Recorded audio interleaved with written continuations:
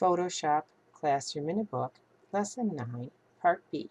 We've put our monster together, and maybe we'd like to make a few more changes. We can use our Smart Filter and rework some of what we've already done.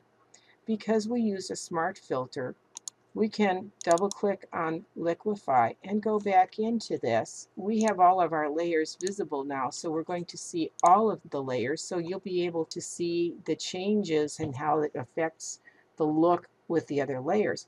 But you're only going to be changing the layer that we worked on originally, which was the green skin texture layer. You're going to pick up the pucker tool, and you're going to bring in the eyes, the outside edges of the eyes a little bit. You could even try in the middle if you like. You can also Control Z to undo what you've done, but you can make some changes that way. You can use your bloat tool, and we're going to pump up the outer edges of his eyebrows a little bit. Maybe you'd like to try some other areas to work on. You can, you know.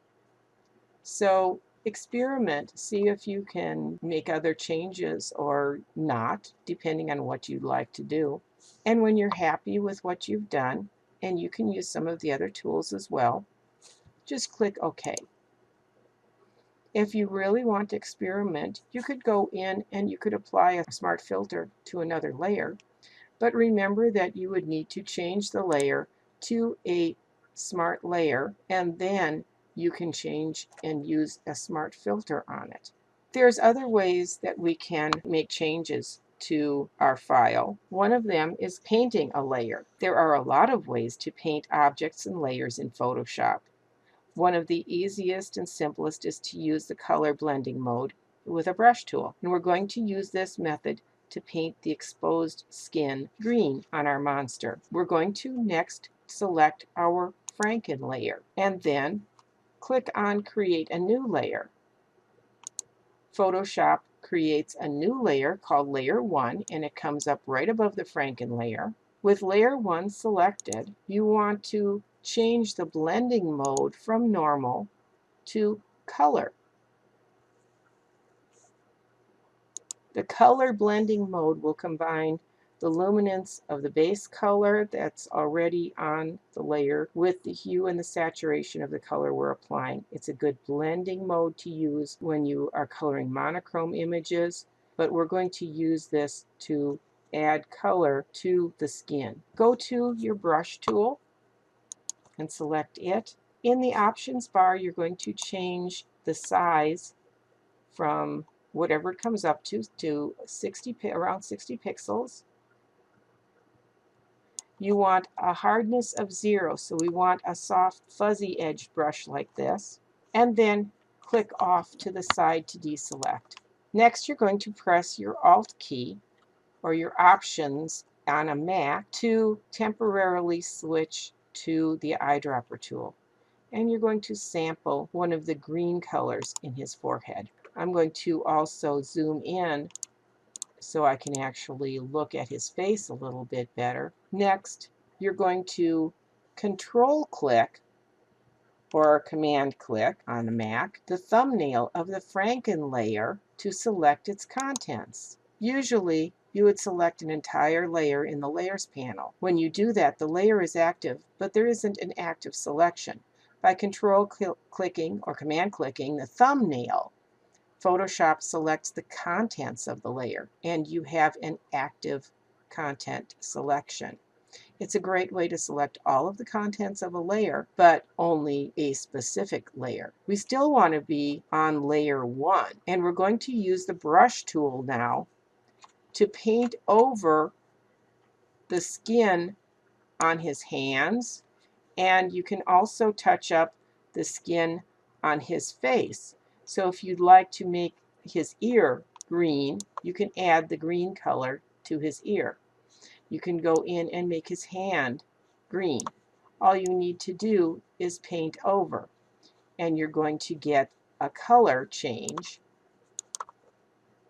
And because you have a soft brush, if you want to leave parts less green, you can.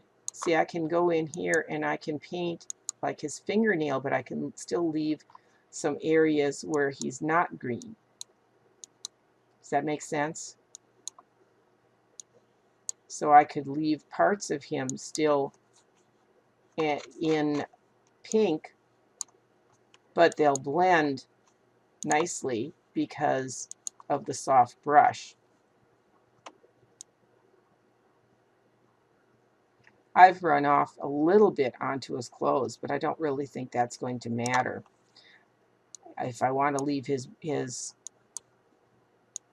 watch, I can go around the watch, but I think it would be fine if I painted that in.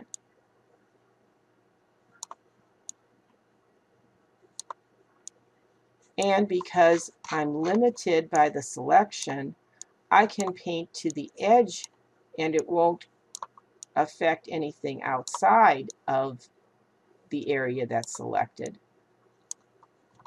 But I do have to be careful if I don't want the green going into his shirt, which I don't think would be a problem if it did.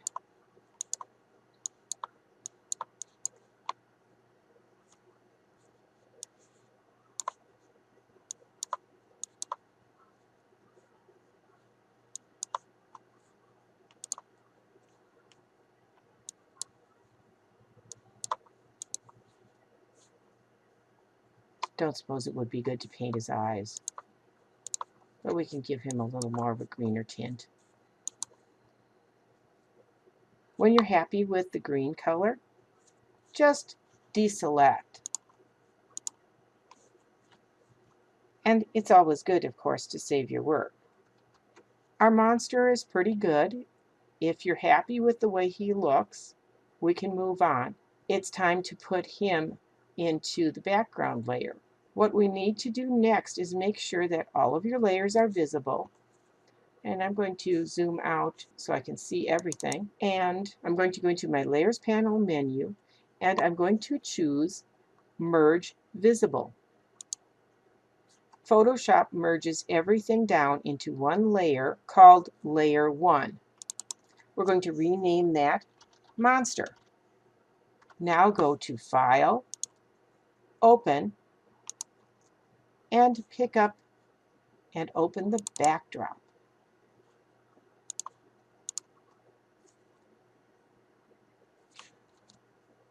Go to Window, Arrange, to Up Vertical. So now we have our monster and we have the backdrop.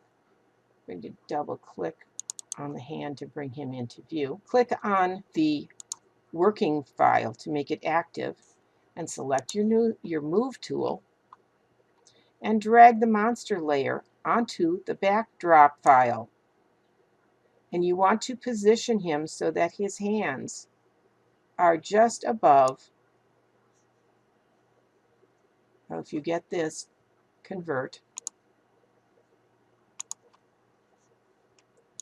so that his hands are just above the text. You can close the working file because now we're going to be working on the movie poster file itself. You can save the changes if you'd like. Or if you want to keep everything so that you have your layers, you can take this file and you can go to Image, Duplicate. And I'm going to call this one Working Single and hit OK. I can close that layer or close that file.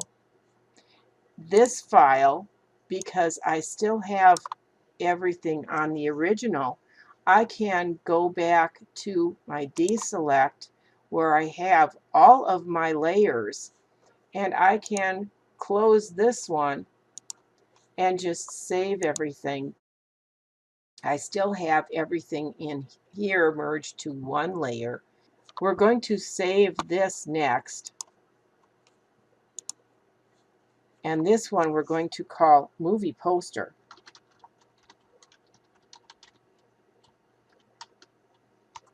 Remember to include your initials.